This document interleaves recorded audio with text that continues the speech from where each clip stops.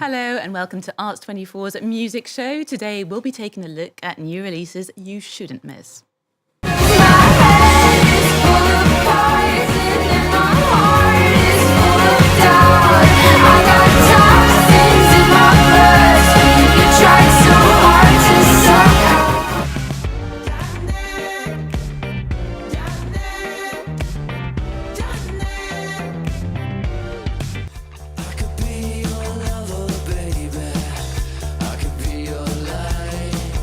My guest this week is London-based American artist Nick Hinman, aka Fast Money Music, who recently released his eponymous debut album, which blends post-punk, new wave and pop. Fast Money Music are playing the French capital this week. Nick, thank you so much for joining me in the Arts 24 studios. Thanks for having me, Marjorie. No, it's a pleasure. France 24 is going to take a little look first at Olivia Rodrigo, a Grammy-nominated artist who's back this week with her studio album, You Seem Pretty Sad for a Girl So In Love.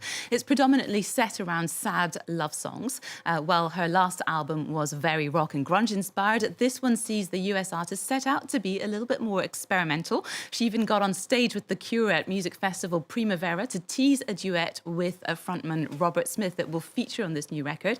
How about we take a look at the music video for another track that's actually also called The Cure.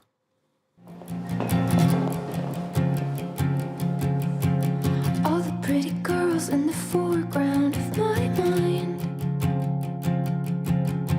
I thought I'd done enough, but they keep moving the line.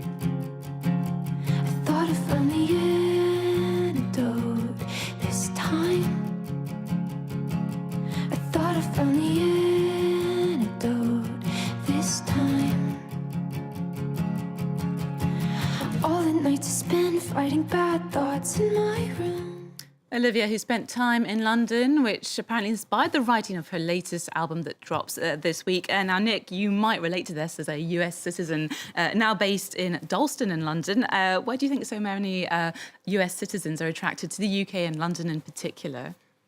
It's a really good question. I mean, I guess more recently, a lot of Americans seem to be leaving the U.S. There's a few different reasons why that could be. But I think there's like a romanticism to London where like there's the music there often like from, you know, the earlier stuff that came out, like indie rock from The Smiths to Joy Division, like it has a bit of like a darker edge to it. It's like a bit grittier than what you can find in LA, and that might inspire different kind of songwriting in some of these artists. And over to something a little bit different. It's Malian actress who is also very much loved here in France, Fatoumata Diawara. Now, she's worked with the likes of Damon Albarn and French artist M, and she's just dropped a new album, Massa, which means the eternal. France 24 has had the pleasure of chatting to her about it.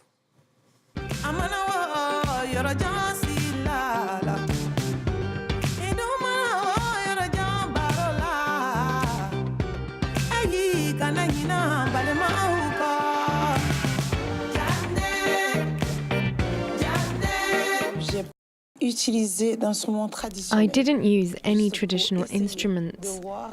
I just wanted to see if my voice alone was enough to capture those rhythms. So there's a way of singing that tries to evoke both Malian instruments and traditional Malian vocals, while also exploring how to challenge Western instruments and the interplay between the voice and Malian music. And you can catch Fatoumata Diawara on tour across Europe this summer. Go and see her because on top of being an incredible musician, she also has a great sense of fashion and style. Nick, how much the style and fashion, how important is it to you as an artist on stage for Fast Money Music?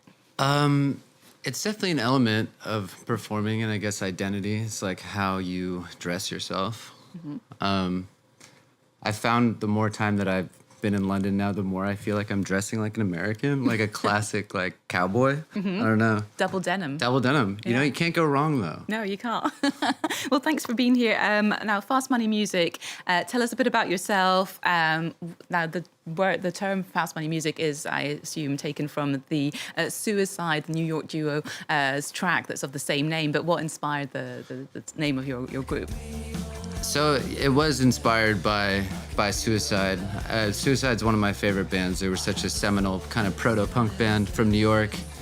Alan Vega was a big influence lyrically, just kind of the way that he used his voice as like a percussive instrument in a lot of ways. A lot of like yelps and screams, which I really like. And when I ended up in London and I had these songs for a new project, I was actually at the time doing a lot of writing to brief for like a publishing company that I was working for. So they would be like, write a song about colors. And I'd be like, okay. Or like, write a Christmas song. I'd be like, okay. And so it was funny because like I was writing what could be called fast money music. But I also had this whole other group of songs that were very kind of personal and like introspective. And I was like, why don't I call that fast money music?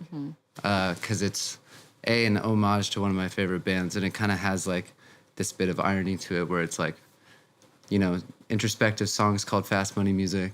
You know, No, it makes total sense. Also, what I like about your music, there's something familiar about it, and some people will say, "Oh, it's a bit like The Strokes." I love Tom Petty, so I do get some memories. And also, the use of the saxophone reminds me of proto-punk bands like the Sonics. Who inspired you musically when you were growing up? It shifted. I mean, I did grow up in California. When I was younger, I was listening to a lot of, I guess, like what I considered like skate punk at the time. What's that, like Blink 182? Yeah, No probably Effects? it was like Blink 182, No Effects, like AFI, like all these kind of bands. But, you know, that was when I was like 12, 13. And then I kept looking backwards. And I ended up listening to a lot of classic rock. And then when I was like around 16, honestly, I like discovered like Joy Division New Order. And I think like the first time that I heard that song Ceremony, I was like, this is the music that if I did make music, I would want to make music like this. That's cool. Well, how about we check out one of the music videos from the Fast Money music album. This is Nevermind featuring Oliver Marson. Here comes one now. They build you up to knock you down, hiding in plain sight whilst your world is upside down. I guess I'm not the one you want. It's cool, I'm fine, maybe not, never mind. I guess I'm not the one you want. It's cool, I'm fine, maybe. Fast Money music with the track taken from the debut album of the same name. That's Nevermind. Now, some critics have described your work as a little bit nostalgic of indie rock from the 2000s, which there's nothing wrong about that. And it's a time which is now referred to today as indie sleaze, which we didn't call it like that back in the day. And funnily enough, on this album, you've worked with people who were in their maybe heyday, to say the least, during that time. You've got members from the Klaxons, 1975. How did that all work and come about? It was just kind of like a network that I guess I had kind of built over the years of just kind of making music. I became friends with some of the members of Klaxons from living in London. I had met some of the 1975 guys like George when I lived in LA, actually. And then I met John at another show, and now he's the sax player of Fast Money Music. And so, yeah, it just kind of like, it just happened kind of organically, really. And did you feel comfortable in London? Was it a better space for you to make music? I think so. I mean, I was always kind of drawn to it for some reason. I mean, I had never, what's funny is before I ended up there in 2020, I had never really been to London. I went there once when I was like 13 on a family holiday.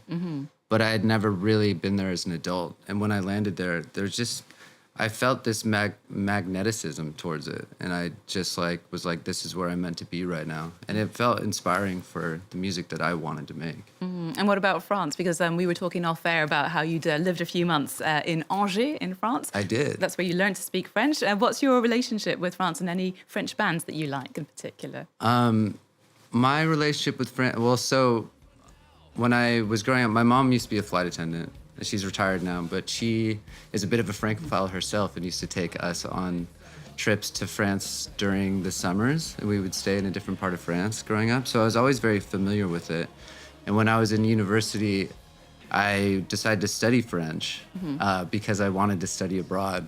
And so it only allowed me, if you were good at French, you could study in Lyon.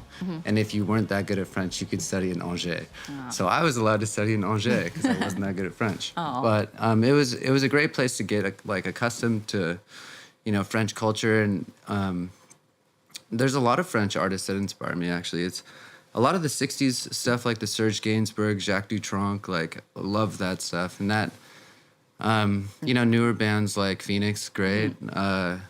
There's It makes sense. there's a lot of really good French music out there. Well, I hope you meet more bands as you play France more and more. Remember to check out Fast Money's music gig at the Supersonic this week and next time wherever you are as well. Thank you so much, Nick, for coming on the show. I'm afraid that's all we've got time for this week. But remember, Fast Money Music debut album is out, and we're going to be wrapping up with the US rapper Vince Staples. Are you familiar with him?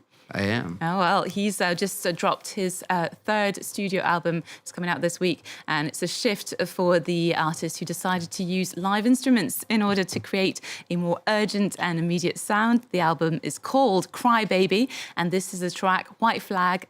Thanks for watching us. Sometimes love can turn to war. I seen it all before, not far from part of course.